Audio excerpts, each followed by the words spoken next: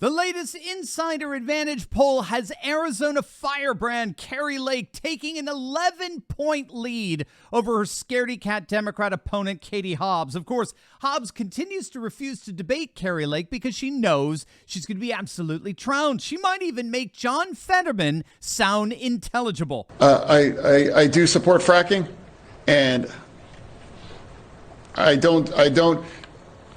support fracking, and I stand and I do support fracking. Okay, thank you, Mr. Yeah, I mean, at least he tried. He's had a freaking stroke. And Fetterman still debated. What on earth is Hobbs' excuse? Here's her latest attempt at trying to find some semblance of a justification for refusing to debate. Why not challenge her, though, in a public forum? I'm just curious. As far as I'm concerned, the debate about debates is over. I'm running my campaign the way I'm running my campaign. I'm going to continue to make the case directly to voters. The case you make to them, and not to belabor that point, is they are tough times for a lot of folks. We talk about the economy, inflation, and I know there's a rising cost of living here. People are putting somebody in that office that they want to stand up for them and fight for them. At worst, it could come off as you're scared to step on that stage, and at best, you're not willing to confront. We're in a new era where sometimes some politicians are seen as bullies, and we've been taught since we were little kids, you got to stand up to a bully. You understand how that might come across. How do you make a case? We want to send you to fight for us, but you won't even step on stage with it. I have stood up to this bully for the past 2 years, and Arizonans have seen that, and I'm going to continue to do that. All right. I want to talk about some of the... John Fetterman sounds like Shakespeare compared to that. So needless to say, the strategy of avoidance of public accountability is not working, and Katie Hobbs is imploding. At the same time, we're seeing Kari Lake surge. Blake Masters has surged into a statistical tie with Mark Kelly, so much so that both Politico and Cook Political Reports has moved the Senate race from lean Democrat to toss-up. But what's happening in Arizona is just a microcosm of what's happening all across the nation. In Ohio, J.D. Vance is now sitting on a 5-point lead over his sleazy Democrat opponent Tim Ryan. Again, there are analysts like Rich Barris out there who think we're going to see Vance win possibly even by double digits in Ohio. In Georgia, Herschel Walker continues to widen his lead over the Warlock. He now leads by 5 points. The latest Rasmussen poll shows independents breaking towards Walker by a solid 14 points. So it looks like the writing's on the wall there for Raphael Warlock. Brian Kemp, needless to say, is going to crush Stacey Abrams in the gubernatorial race. Her campaign is dead.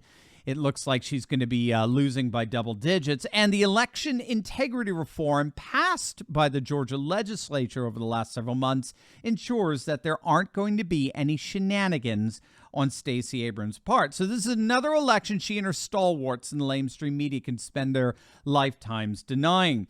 The betting trends, too, are moving in Herschel Walker's favor, by the way. He was down 36-68 just a few weeks ago. Now he's favored to win the Senate 55-48.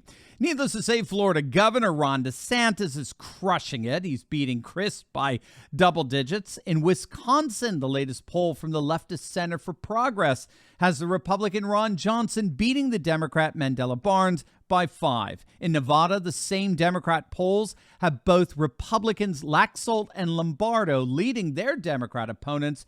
Both Laxalt and Lombardo have been consistently leading there by at least 2 to 3 points. So it looks like both Arizona and Nevada are about to go deep red. The Republican Ted Budd in North Carolina is up by 4. In Pennsylvania, the latest WIC Insights poll is Dr. Oz up over Fetterman by 5, with Mastriano in a statistical tie with Josh Shapiro. The betting trends for the PA Senate race has completely shifted. The odds now for Dr. Oz win are 63-38, especially after that disaster of a debate performance on the part of Fetterman. And again, we could see why. We could see precisely why all of these polls across the nation are moving in the GOP's favor. But first, who wants some freebies? I'm so excited to gift each and every one of you with resources that will help you stay informed with real news as we approach the midterms. Make sure you click on that link in my description box below, because I have the most incredible free gift ever for you. It's a free guide that will dive deeper on how to stay up to date with my go-to news sources that will become your antidote to fake news this season. I've compiled 7 of my simple blueprints that will help you destroy liberal culture in your daily life, and they're yours absolutely free. My gift to you, simply by clicking on the link below or going to drsteveblueprints.com. The left-wing Data for Progress just released a poll that shows that when it comes to the 2 most important election issues, the Republicans are absolutely dominating. They have a 10-point lead when it comes to jobs and the economy, and a 15-point lead when it comes to which party can most effectively deal with inflation. So it's no wonder that Suffolk College polling has an 8-point swing to the GOP overall on the generic ballot. They have Republicans up 4 over Democrats. Other polling, of course, has GOP up 5. Some have GOP up 6. But they're all telling the exact same story. The trends are all moving in the GOP's direction. And again, just to underscore all of this, things are so bad for the Democrats, it looks like they're going to lose Oregon. Oregon hasn't voted for a Republican governor in decades. Even New York had George Pataki. Massachusetts has had a few Republican governors of late, Mittens Romney being one of them. Oregon is as blue gets when it comes to the governor's mansion, and the Democrats are about to lose it.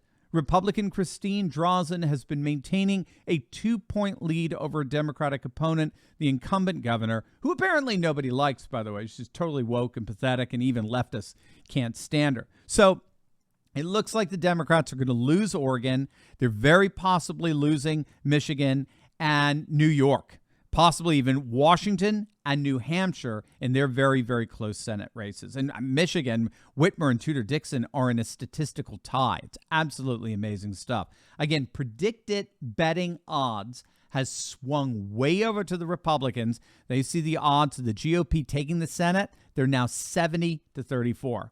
Another thing that seems to be very much affecting the races across the nation are the disastrous debate performances among the Democratic candidates. I mean, just this week, they were horrible. You know, in the end, if you think it through, every single Democrat incumbent was forced to make the argument that their policies of shutting down your kids' schools and refusing to convict violent criminals and keep them behind bars, enforcing all kinds of weird gender nonsense in the classroom and vax mandates and all that, that was actually something you wanted. These governors and senators who lie to you about recessions and inflation and gas prices, they think you want them in office for another 4 years. And it's all crashing down on them. It really does look like we're seeing a massive red wave forming all across the nation. Now, of course, again, gang, of course, we cannot be complacent. We cannot underestimate the shenanigans the other side is going to try to pull in order to remain in power. That's all true. But these trends, these very positive, these very red trends are all undeniable. And if we do our part, we are in for one historic midterm. As always, make sure to smack that bell and subscribe button. You will definitely want to check out my latest video on woke leftists melting down over Elon Musk's first day at Twitter. You're going to absolutely love it. So make sure to click on that link, and I will see you over there. God bless.